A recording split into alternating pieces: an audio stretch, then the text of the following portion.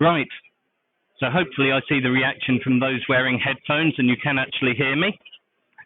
Why you should be giving this talk.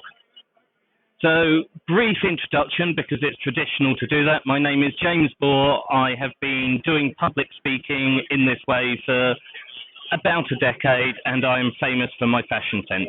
That's your whole introduction. That's all you need. I want to give you all fair warning. During this, I may sound like one of those inspirational LinkedIn posts. I apologize in advance. And some of the art is AI generated. I couldn't afford an artist for this talk. I apologize for that as well. Audience interaction time. Who here has thought about public speaking? Getting up on stage and speaking? Raise your hand, nice and high. I'm the one here, no one else can see you. Raise your hand, you're fine, you can get away with it. And who has done it before? Less of you, okay, brilliant. And who wants to? Particularly now that they've heard me encouraging you all to do this. That's not the whole talk, but still. And what about now? Is it that idea of a massive audience in front of you, all judging, all staring at you? Because if it is, I'm going to give you plenty of reasons to do it anyway, and why that audience isn't a problem. First of all, external reasons. This is all of the reasons why I want you to go out and do public speaking. Why I want you to put a CFP into B-Sides, to other conferences, why I want you to find your local Toastmasters, to just stand up and start talking. Go to the pub, jump on the bar, start ranting. It's fine, so long as you do it. The first one is people want to hear you.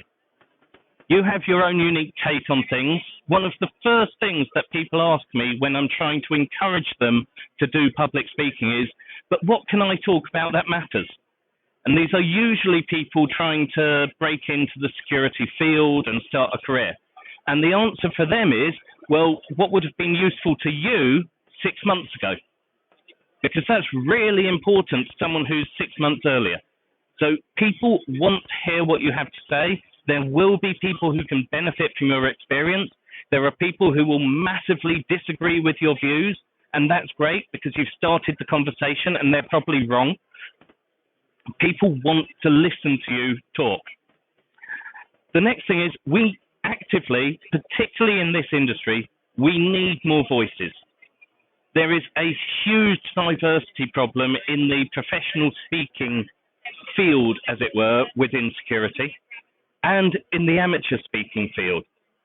The vast majority of community-run conferences still have major diversity issues, no matter what they try to do to solve it, because it's a hard problem to solve when you haven't got that supply of speakers. So we need more voices. We need as many voices as possible. We need for people like me, if I submit a CFP to a B-Sides, to be rejected because there's 500 other submissions and not just let through because there's no one else. Speaking of which, diversity increases quality. It really does.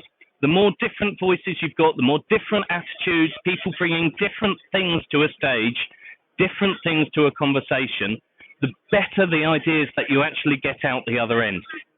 So when you have some influencer standing up on stage, doing a keynote where their ideas have not changed in 20 years and they're still repeating the same stuff because they get paid to do it, they're not bringing anything new. The industry is not evolving. We need diversity. We need new ideas. We need more voices. Those are the external reasons. That's why I want you to do it, and I really do, and everyone else does as well. There are internal reasons too. So this is why you want to do it. You may not know it yet, but you do want to do it. Speaking boosts your career, massively boosts your career. It can create your career. I know plenty of people who've given a talk at a rookie conference and been hired off the back of it because they spoke about a subject that interested them, and someone who was interested in that subject went and looked for materials on it, found their talk and said, you know what, I like their ideas, I want to hire them. So it's a massive boost to your career. It builds up your profile. It makes you an expert in whatever subject you're talking about. You've also got personal development. This may surprise you. It takes quite a lot of confidence and self-possession to stand up and blather away at an audience. It really builds some things within you, and once you can do it, and once you get used to it, that confidence spreads to other areas.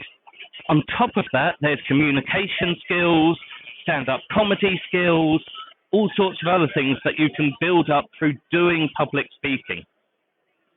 So, personal development and professional development, another internal reason.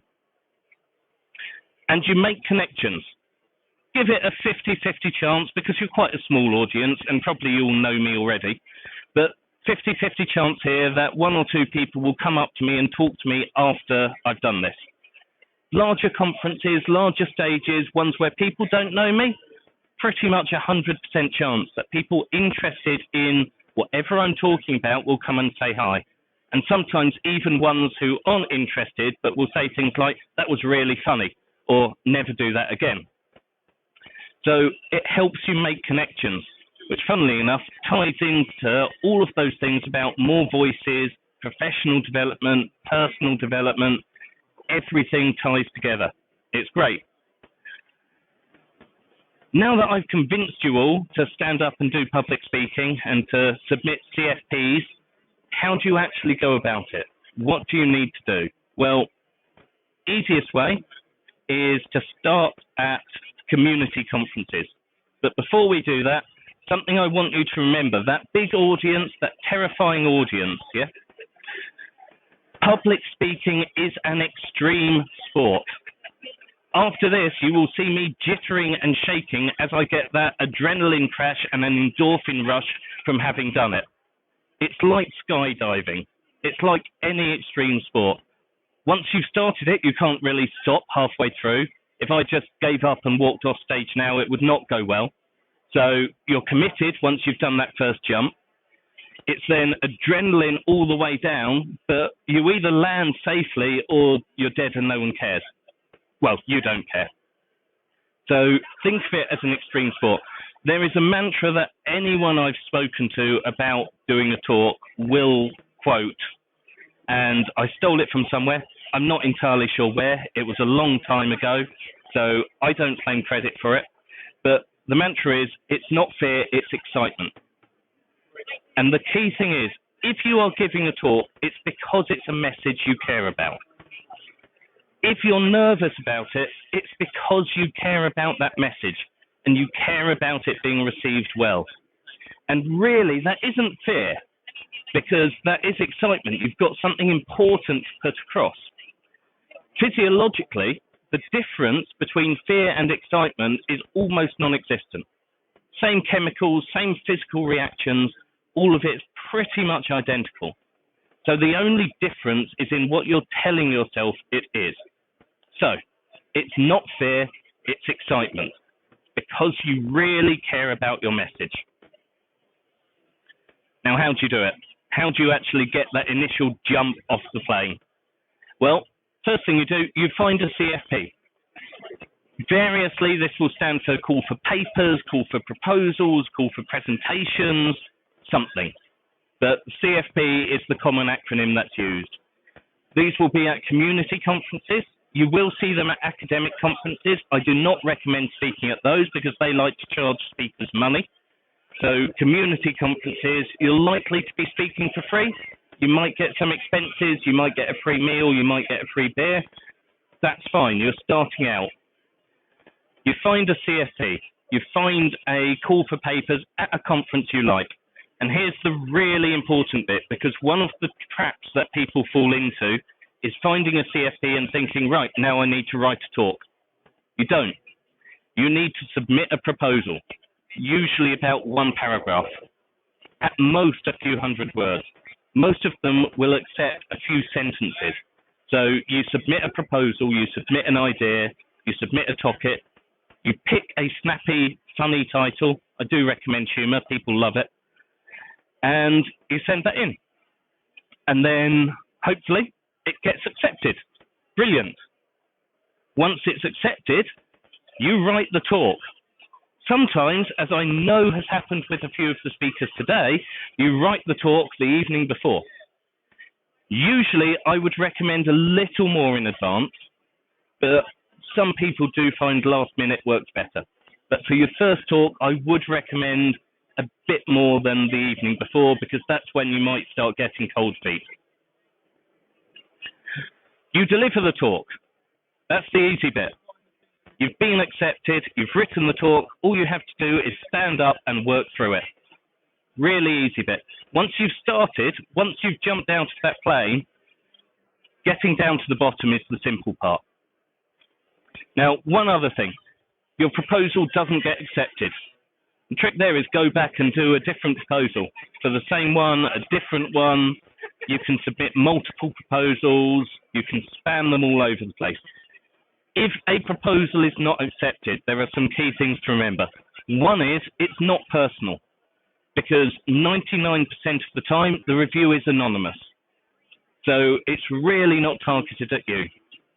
Another is, you can ask people for help to find out what works with proposals, because there are particular ways to write them, there's particular ideas and phrasing you can use, and ways to present what you're going to talk about that will click with the type of people who do these reviews, and there are others that won't. So ask people for help, because once your proposal's accepted, you can talk however you want. Brilliant. That's it. You find a CFP, you submit a proposal, you get accepted, you write the talk, and by that I don't mean you write out a full script. I highly recommend a few bullet points and notes and slides and bits and pieces. It's very obvious when you're reading, and you don't want to do it, because then if you trip over a word, you end up getting stuck. Keep it as a summary and you won't lose your place. Another thing, and this is something people often fall into, they will have a slide at the end of their talk saying, any questions? So I'm going to ask now, any questions?